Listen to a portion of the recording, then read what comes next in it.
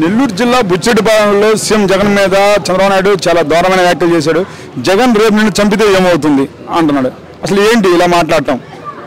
అంత వయసులో పెద్ద ఆయన చంద్రబాబు నాయుడు గారు అసహనం కోల్పోయి ఓటమి దిశగా పార్టీ వెళ్తున్న బట్టి ఆయనకి ఏం మాట్లాడేది అర్థం కావట్లేదు.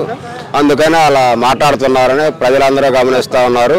ఈ ఎలక్షన్ తోటి తట్టాబుట్ట అన్ని సర్దుకొని హైదరాబాద్లో పోవటమే మాకామని మేము అనుకుంటున్నాం. మరి కూటమి చూస్తే ముగ్గురిది మేనిఫెస్టో ఇద్దరు అంటారా? అటు చూస్తే బీజేపీ ఎందుకని వాళ్ళ మేనిఫెస్టో ఘనంగా ఉంది. బీజేపీ ఎందుకు అందులో ఉందంటే బీజేపీ కావాలని చెప్పి వాళ్ళని తొక్కేయటానికే అందులో కోవట్లాగా అన్నీ ఉన్నాయి. కానీ బీజేపీకి గెలిచే స్థానాలు ఏమి ఇవ్వలేదు. టీడీపీ వాళ్ళు జనసేనకి గెలిచే స్థానాలు కూడా ఏమి ఇవ్వలేదు.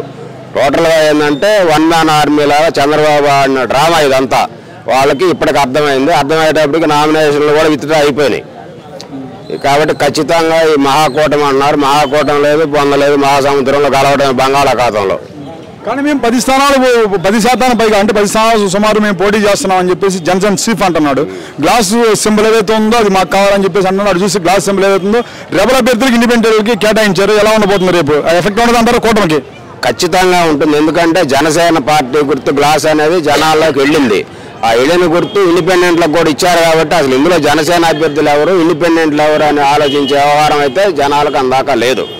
ఖచ్చితంగా ఈ ప్రపంచంలో రెండవసారి జగన్మోహన్ రెడ్డి గారు ముఖ్యమంత్రి అవుతారు. 135 సీట్ల నుంచి 148 సీట్ల గవర్నమెంట్ ఫామ్ చేస్తాము.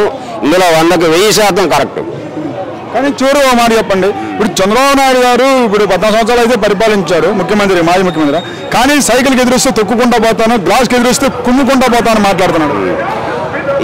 ఆయన ఓటమి అంచున ఉన్నాడు కాబట్టి అవన్నీ మాట్లాడుతున్నారని జనాలందరికీ తెలిసింది.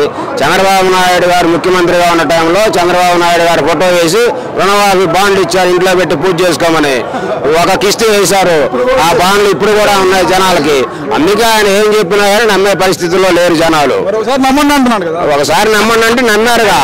నిన్ను నమ్మం బాబు, నిన్ను నమ్మమని చెప్తానే ఉన్నాం. నిన్ను నమ్మం బాబు, నిన్న అమ్మం బాబు అనే కాకుండా వినుకొండ కాన్స్టిట్యూషన్లో బొల్లా బ్రహ్మనాయుడు గారు కూడా అత్యధిక మెజార్టీ తోటి వినుకొండ కాన్స్టిట్యూషన్ కైవసం చేసుకోబోతున్నారు. కాబోయే ఎమ్మెల్యే గారు బొల్లా బ్రహ్మనాయుడు గారు.